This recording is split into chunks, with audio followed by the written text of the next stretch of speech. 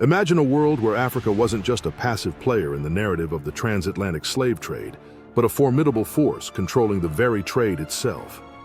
Picture a powerful alliance of African kingdoms, strategically using their resources and influence to dictate terms, shape economies, and alter history as we know it. What would that world look like? Let's rewind the clock to the late 15th century. European powers, driven by greed and the hunger for resources, set their sights on Africa. But instead of the disjointed kingdoms we know from history, envision a united front. Imagine the likes of the Ashanti Empire, the Kingdom of Kongo, and the Oyo Empire forming alliances. They see the impending European invasion not just as a threat, but as an opportunity.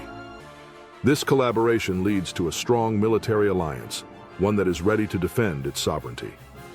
The resources of Africa, gold, ivory, and human capital, become bargaining chips, not merely commodities to be exploited.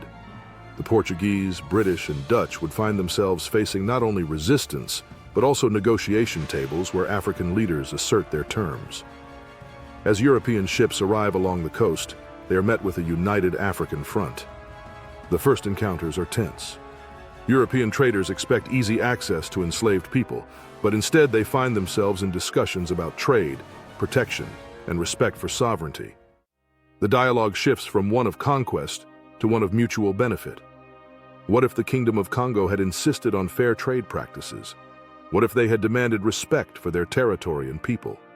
Instead of being passive victims, African leaders could have leveraged their position, turning the tables on their colonizers. In this alternate history, African kingdoms established their own trading companies, similar to the British East India Company. These companies are not just middlemen. They control the trade routes, set prices, and establish trade agreements that favor African interests. The flow of goods begins to shift.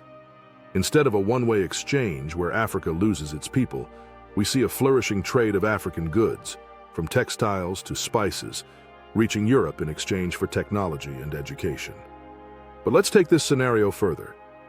With increased wealth and resources, African nations invest in their infrastructure. They build schools, hospitals, and trade centers. The educational advancements spark a renaissance of knowledge across the continent. Imagine libraries filled with books on science, mathematics, and philosophy. A new generation of thinkers emerges, reshaping not just Africa, but influencing global ideas and practices. As the 18th century approaches, the power dynamics have shifted dramatically. European nations, realizing the strength of these united African kingdoms, are forced to negotiate. The transatlantic slave trade is no longer solely about exploitation. It becomes a complex web of trade relations. African leaders demand compensation for any individuals taken, negotiating reparations for the horrors inflicted upon their people. This shift in power also leads to changes in European societies. The abolitionist movements gain a different context. Rather than being seen as saviors of the enslaved, European reformers are now seen as allies who need to reconcile their past actions. The discussions on slavery evolve, and voices from Africa start to lead these dialogues, asserting their right to be heard. Now, imagine the ripple effects in America. With the slave trade under African control, the population dynamics in the Americas shift. The African diaspora holds more agency. Cultural influences flourish as African traditions, languages, and religions mix with those in the Americas. African cultural practices become integral to American life, shaping music, art, and even political movements. In this reality, the American Civil War may not even happen as we know it. Instead of a nation divided by the institution of slavery, we could see a scenario where African leaders play a role in negotiating peace and cooperation. The social fabric of America transforms as African cultures intertwine more deeply with American identity. But what does this mean for Europe? The balance of power shifts globally. The narrative of colonialism is rewritten. European nations must contend with a formidable Africa that stands as a global power. Trade relations are more balanced, and colonial ambitions become a thing of the past. Fast forward to the 20th century. Africa, now a collection of powerful nations, leads global discussions on trade, climate change, and human rights.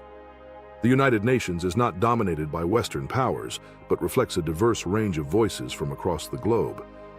African nations, rich in resources and knowledge, drive innovation and technology. As we look at this world, it's clear that the implications of this alternate history extend far beyond Africa. It challenges our understanding of power, agency, and history itself. So what does this tell us about our world today? The legacy of exploitation still lingers in our societies, influencing current events and conversations around race, identity, and reparations. In imagining a world where Africa controlled the slave trade, we uncover the importance of agency and power. We see how history can take many paths and how the voices of the oppressed can reshape narratives if given the chance. This alternate history serves as a reminder that the past is not set in stone. It prompts us to question the narratives we accept and to consider the voices that have been silenced. As we conclude, think about the possibilities.